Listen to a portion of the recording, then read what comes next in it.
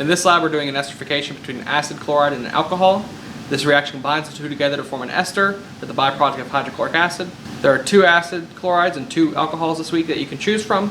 So that means 4 possible products that you can create this week. And next I'm going to go through each of them with you. Alright, so at the top we have the general equation for the esterification reaction we're doing this week. We have an acid chloride being reacted with an alcohol. We have 2 different types of alcohol and 2 different types of acid chloride. And then at the bottom you can see all 4 different types of products you can have this week. Alright, so I went through all different ones. The alcohol I'm going to choose is the isobutyl alcohol. We're going to add a ml of it to our test tube. This is the biggest test tube we have, the 13 by 100.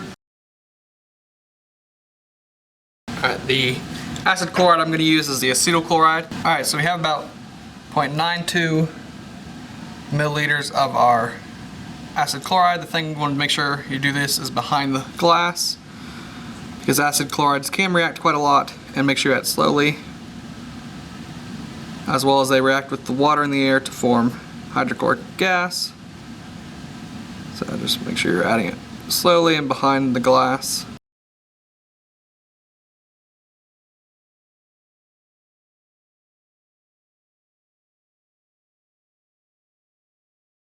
Alright, and make sure you dispose of this in the container in the hood. Alright, now that we've added our acid chloride, we're going to add a wooden stick and lower it into the sand bath to heat up.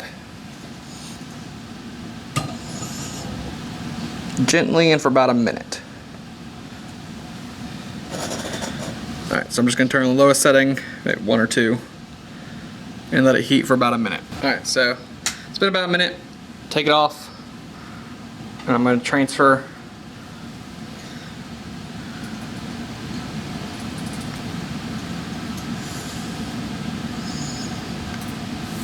the test tube over to a new test tube holder. So now I have 2 mils of distilled water. I'm going to carefully add this to our test tube.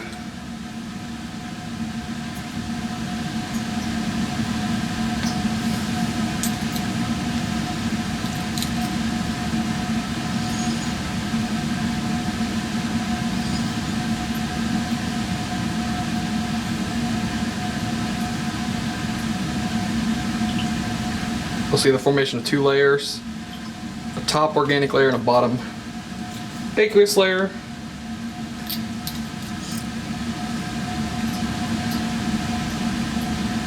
And we can tell that if you don't know which layer is which, if you watch the water, it forms a bubble and heads to the bottom.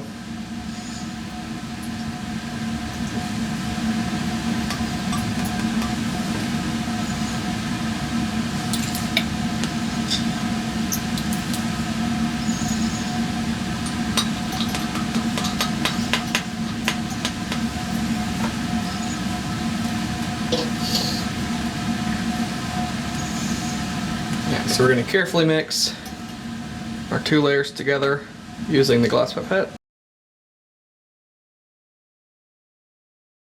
We are getting the formation of this cloudy organic layer, and we're going to transfer that in a moment to a new test tube.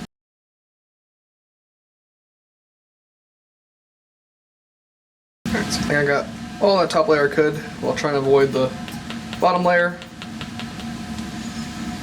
So now I'm going to take this larger test tube, put it off to the side, and put this test tube here. And I'm going to get a new 12 by 75 test tube. Next we're going to add 2 mils of 3 molar sodium hydroxide. Again, we'll see the formation of 2 layers.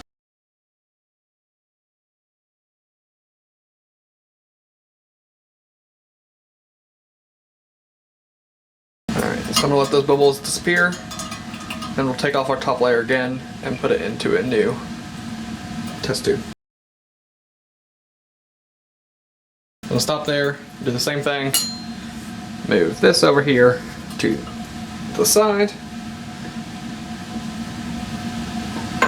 move this one back over to here. You don't have to do this just helps me keep track of which test tube is which. And now I'll get a small test tube, it's a 10 by 75, and put it over here. And now we're going to add 2 more mils of distilled water.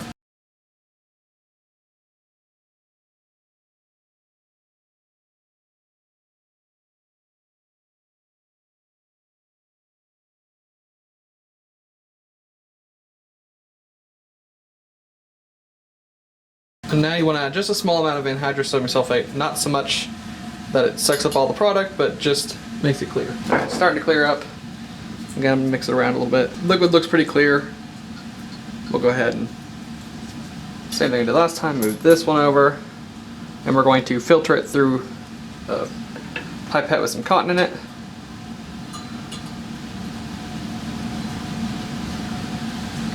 Into a new small test tube. Now we're going to transfer our liquid through the cotton filter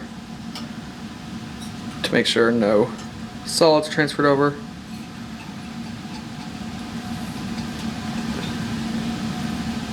And I have a small test tube down here at the bottom. Alright, so we'll let the rest of that drip out through the bottom of the filter. Here is our product. It's a nice clear liquid. Next we're going to get an IR spectra and a mass spectra on it to confirm the identity of our product.